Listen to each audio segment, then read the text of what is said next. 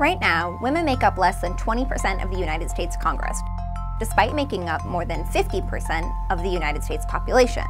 This election cycle has already broken records for women candidates winning their races, with 256 women winning their congressional primaries this year. 2018 is being touted as the year of the women. It's the year of the woman. This year of the woman thing. The year of the woman. This is the year of the woman. The year of the woman. The year of the woman. A lot of news coverage has been devoted to the influx of women running for political office this year, for a myriad of reasons. Donald Trump, the Me Too movement, Hillary Clinton, and the list goes on.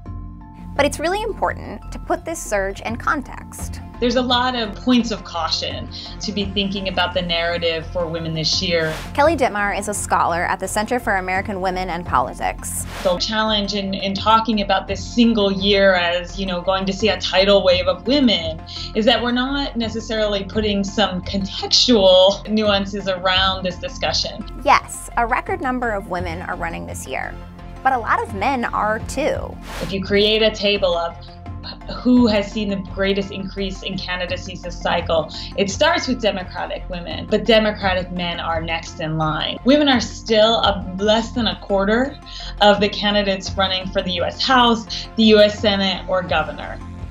So you think about in the last 100 years where women have had the right to vote, we're playing catch up. And we need to break through, even in women's minds, that this is something they can do. To be precise, at the start of primary season, 530 women were running for Congress compared to 1,103 men. There are actual solutions to this. Gwen Combs is a veteran and school teacher who ran her first political campaign for Congress this year in Arkansas. I am not your typical political candidate. However, this year is not politics as usual. Her three primary opponents were men.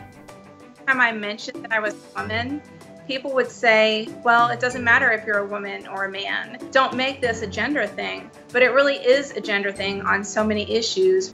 She came in second to Clark Tucker, an establishment candidate who had been active in local politics in her district for some time.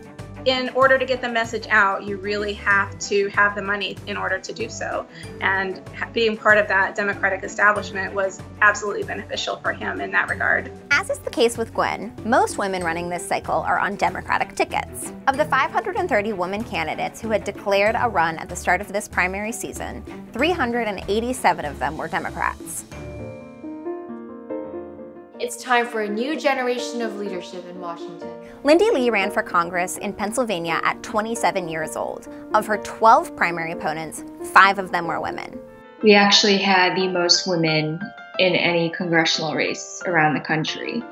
And a woman ultimately won the primary. Now she's running against a Republican in the fall. While the number of female candidates narrows as they face each other in primaries, there are also women challenging incumbents, which is a notoriously difficult feat in any election cycle. No matter what the cycle looks like, this might be a better year for challengers, particularly Democratic challengers, than other years, but those are still tough races to win come November. Our values are not being represented in this district. Maureen Newman, another first-time candidate, challenged Democratic Congressman Dan Lipinski, a 7-term incumbent who inherited the seat from his father. He is a household name. His dad had the seat 22 years prior to him. He's at for 14, so it's 36 years of the Lipinski monarchy, I refer to it. I was in a primary, so obviously the party couldn't support me because they have to support their incumbent. Unless you're an incumbent, it's a grassroots campaign. She lost her primary by less than 2,200 votes. And now, the surge in female representation is beginning to materialize. Can you believe this? The winner in the 11th District of Pennsylvania tonight!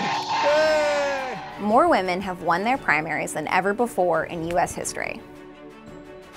Our win is a victory for working people, a victory for women. So tonight I say thank you all. Now let's go get it done.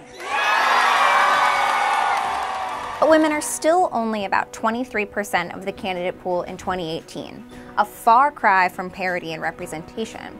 That's why context and nuance are so important when discussing this topic. We miss all sorts of nuance of women's stories and women's candidacies if we peg the narrative to a single surge of women or the woman candidate. In the meantime, women need to sustain the momentum from this cycle. sometimes you have to run more than once. Maybe you weren't able to quite put all of the pieces together this go around.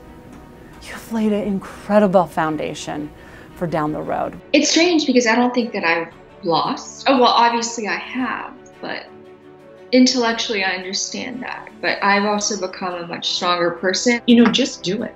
It doesn't have to be pretty. It doesn't have to be elegant. Just get out there and do it your way.